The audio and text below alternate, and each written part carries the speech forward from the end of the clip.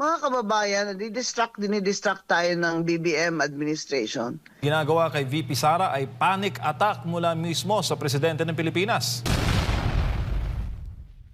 Attorney, pero iba yatang gusto nilang ipakulong si Vice President Sara at hindi yung mga totoong nasa likod ng flood control anomaly, attorney. Yan na nga ang problema sa administration na ito, na laging pinagtatakpan yung mga kanilang gang. At nakikita na naman nila na to divert the attention of the public sa mga kakorupsyon nila, impeachment complaint na naman sa Vice President. Kaya I'm sure ngayon yung mga kasalanan nila nung nakaraan na natalo sila sa Supreme Court, I'm sure, syempre, i-correct na nila ngayon. Magjo-due process na sila. Kaya tingnan lang natin kung anong ebidensya naman po ang kanilang ilalatag dyan at kung ano na ang may pagbabago ba talaga sa pag-iisip at pamulitika dyan sa House of Representatives. Makikita natin dito sa impeachment. At remember that we are 3 years away from a national election.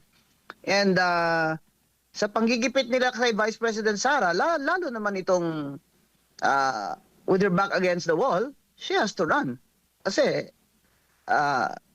she is feeling already persecuted. So, let's see kung anong ebidensya nila. Pero mga kababayan, dinidistract tayo ng BBM administration. Dahil grabe na mga protesta natin, lahat na ng relihiyon ay sumasama sa protesta. Kaya dinidistract nila tayo. And they are diverting the people's attention to their enemy. Kaya huwag po ninyong tigilan ang protesta laban sa massive corruption at poverty. Opo, good morning pala sa ating mga global viewers at nagpapatanong attorney itong mga kababayan natin sa Paris at sinasabi nila na parang po ba daw sa inyo itong ginagawa kay VP Sara ay panic attack mula mismo sa presidente ng Pilipinas.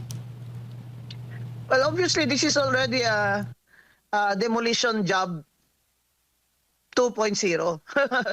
Take 2, kumbaga. Kasi hindi sila nagwagi nung unang try nila. Kasi nga, pinakamalakas na kalaban ng BBM administration at ng mga grupo ng akbayan na ang sabi nila ay mag-merge daw mga Dilawan at Pinklawan na si Risa Ontiveros ang kandidato.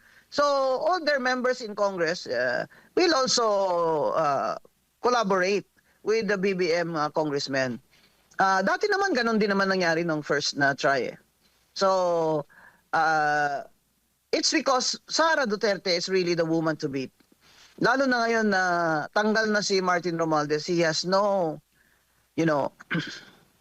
he has no chance of winning. Dati kasi, nangurakot sila ng todo dun sa 2025 budget. Lahat ng mga congressman na yan, pinanding niya. Kasi trial yun na kung mag-succeed sila, 2028 siya na talaga ang presidente kahit 13% lang siya sa survey. Hindi niya inasahan na lalabas yung mga corruption, lalo na yung ghost flood control projects at hindi niya inasahan na ang United States State Department, meaning yung DFA nila, ay nag-issue ng comment sa kay Bongbong Marcos na talamak na, massive corruption na. Hindi lamang sa DPWH, kundi sa Bureau of Customs. Yes, attorney, maiba lang po ako, attorney. Baka maaari niyo pong mas bigyan diin sa ating mga kababayan, especially yung inyo po naging pahayag patungkol sa nagiging insertions tuwing may bicameral at marami pong nagtatanong sa atin patungkol po dito, attorney. Itong budget natin ngayon, na ano ba yan, 6 something trillion. Halos 2 trillion dan pambayad ng utang. Kasi di ba may foreign debt. Hari ng utang ito si BBM At ngayon may bagong utang na naman siyang ilang billion pesos from ADB para sa digitalization at that is to curb corruption daw. Ito pong insertions na ito na ginagawa nila sa National Expenditure Program.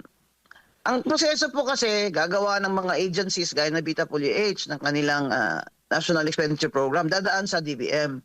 Dapat itong DBM ang nagsaslash niyan. Yung mga, dapat may mga analyst naman sila dyan na magsaslash niyan. Pero all these years, 3 years, si BBM, si Secretary Pangandaman, kung ano lang pong sinusubo sa kanila ng DPWH, ayun naman ang sinasabit nila doon sa House. Padded na yun 30% na kickback nandun na yun sa estimate ng DPWH. Hindi pa yun nakaabot sa Congress ang kanilang National Expenditure Program proposal may mga kontraktor na po dyan. Yan po talaga, ganun sila grabe sa wala na silang hiya, wala pang takot. Kaya itong mga insertion na ito ng mga congressman, sa BICAM nila ginagawa yan. Pagkatapos sila mapasa doon sa House of Reps, ang kanilang appropriations bill, maakyat sa Senado, nagba-bicameral conference. Kasama senador, may small committee called the bicameral. Diyan sila nag-i-insertion. Nakaupo dyan, mga buwetri din Yung Congressman Momo, bakit siya nandyan? Di ba, may ano din yan? May mga contractor din yan, si Congressman Momo sa Surigao. Bagong pangalan, same dog, a different color. Nilagay nila sa BICAM. Mga senador naman, talagang hindi mapigil ang ambisyon. Alam niyo, itong ambisyon na para sa 2028, ito talaga ang nagda-drive ng pagnanakaw ng mga senador at mga congressman kagaya niya ni Risa Ontiveros, nag-deny siya na wala sa insertion. Sabi niya amendment. Sabi ni Frank Drilon, parehas lang yun. Kasi galing yung appropriations bill sa House, tapos pagdating dyan sa bicameral, nagdadagdag kayo. Hindi nga nagbabawas nagdadagdag kayo. Insertion yun. Kaya hindi niya pwedeng madinayan ni Risa Ontiveros. Siya mismo, meron din siyang billion na insertion. Ang tanong dyan, saan yun napunta? Si Grace po. Hindi siya pwedeng magsabi na hindi niya alam yun sa 2025 na GAA. Kasi chair siya ng finance. Sabihin, tanga siya. Hindi siya nag-aaral niyan. Si Saldi ko lang lahat ang gumalaw noon. Imposible naman. Lalo na may party list siya. Yung panday-panday party list na anak niya nakaupo ngayon. Yan ang problema. Lahat sila, may mga political sila na plano. Like Risa Ontiveros, plans to run for president. Di nag-insertion.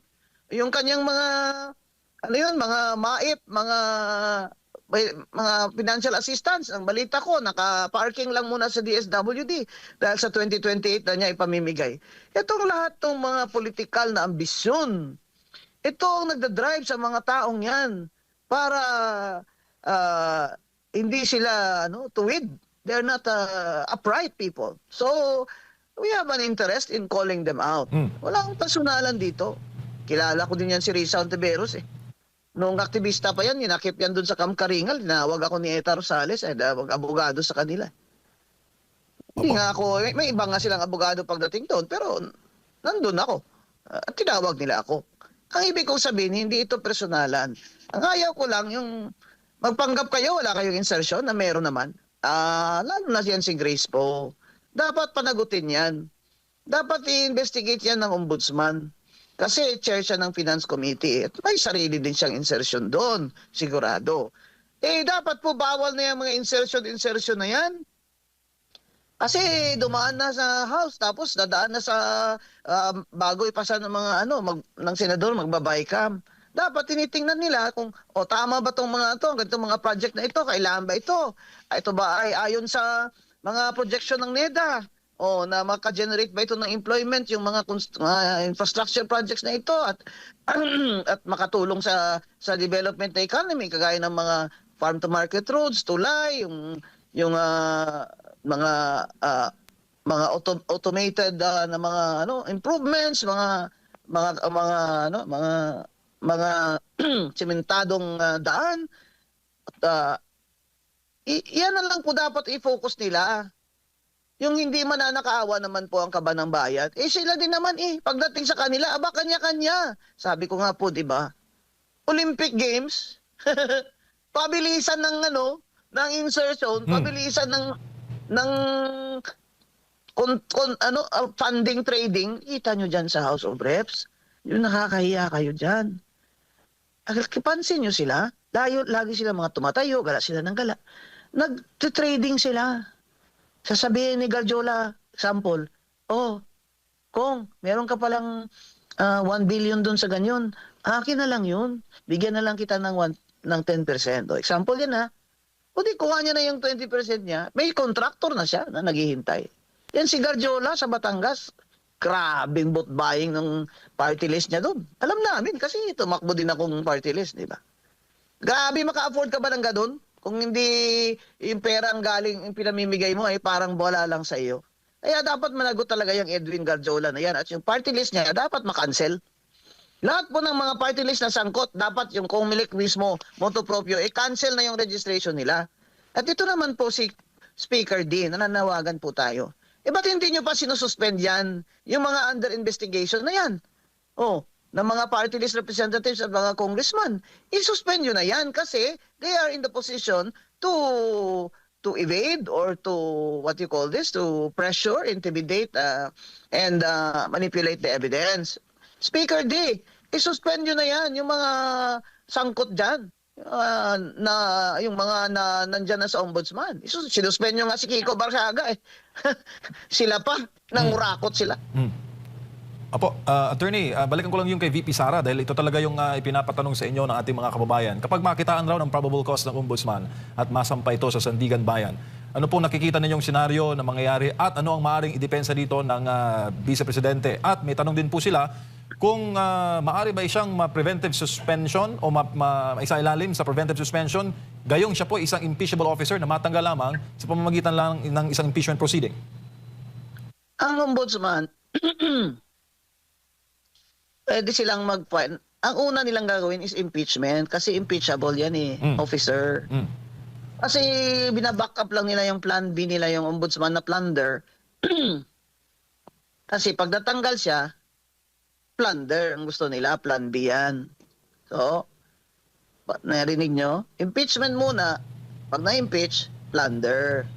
Kasi ngayon, wala naman ng ombudsman no jurisdiction dyan eh, sa Vice President. Dahil impeachable officer siya eh. Maghihintay sila na hindi na siya Vice President. Ganyan talaga ang konstitusyon eh. Kasi ang konstitusyon natin ay is there to ensure stability. Stability. Lahat ng mga nagpoprotesta ay si BBM ang pinaparesign. Tapos ang Vice President yung pinapatanggal nila. Parang Ang layo. halata namang ano ito eh. Halata namang political war ito eh. But kung gusto nyo, di maghintay na lang kayo ng 2028. Yun, di ba? Kasi tingnan nyo, bakit sa budget ng Vice President pinasa agad nila? Wala pang isang oras, pinasa na nila. Kung nagdududa pala kayo sa confidential funds niya at kung ano-ano dyan, di dapat siniro nyo na lang budget niya. Di ba? Panindigan nyo yan. Kaso ayaw nyo panindigan dahil mga politiko kayong mga garok, kung sa Bisaya pa. Mga garok kayo. Kaya nagpi-play din kayo, naglalaro din kayo. Yung yuko-yuko na mga congressman at congresswoman doon kay VP Sara sa budget hearing, nakakahiya. Para kayong mga Hapon Ako po. nagimuyuko kayo ng hindi naman yan ugali ng Pilipino yung pagyuyuko-yuko. Sus. Ano ba talaga? Kalabanin nyo ba talaga yan o ano? Ang problema diyan sa mga congressman, lalaro sila kasi baka nga naman malaki ang probability na manalo yan si VP Sara for president. Ano kayo? Kahit mag-budget kayo dyan ng 100 billion sa district nyo, kung hindi ilabas. Kung hindi i-implement. Alam mo, natatawa na lang ako pag nanonood ako, nakalimutan na ba nila na sila nga itong nirereklamo ng mga tao, ng mga corrupt sila, mga congressman dyan. Kung umasta mga ito, parang mga anghel na walang kasalanan. Nakakahiya, nakakadiri yung mga, lalo na yan, sina Garjola na yan. Ang party list, sumali pa dyan, kayo nahiya. Dapat marginalized sector kayo. Sumali kayo dyan kasi kailangan nyo mag-vote buying, kaya kami, walang vote buying, talo kami. Yan ang sinasabi namin.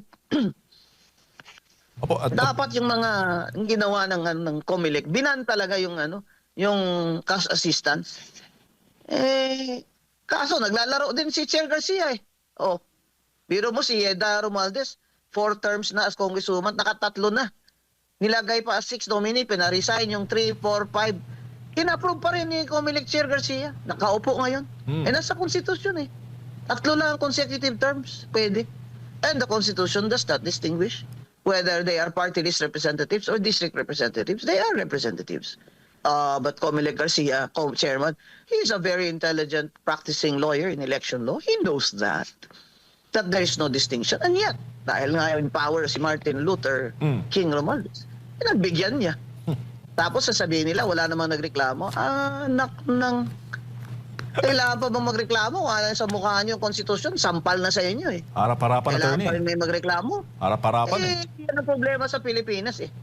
Takot lahat kayo sa may kapangyarihan. Eh, bay, bumaba kayo dyan. Dapat independent commission kayo. Nung panahon namin, that would never have happened. Hindi. Hindi. Senador noon si Grace po, disqualified ng division ko yun eh. Na hindi siya natural born. Hindi lang ng division ko. Kami, 5 kami. Punta 2 lang. Si Bautista lang pabor doon.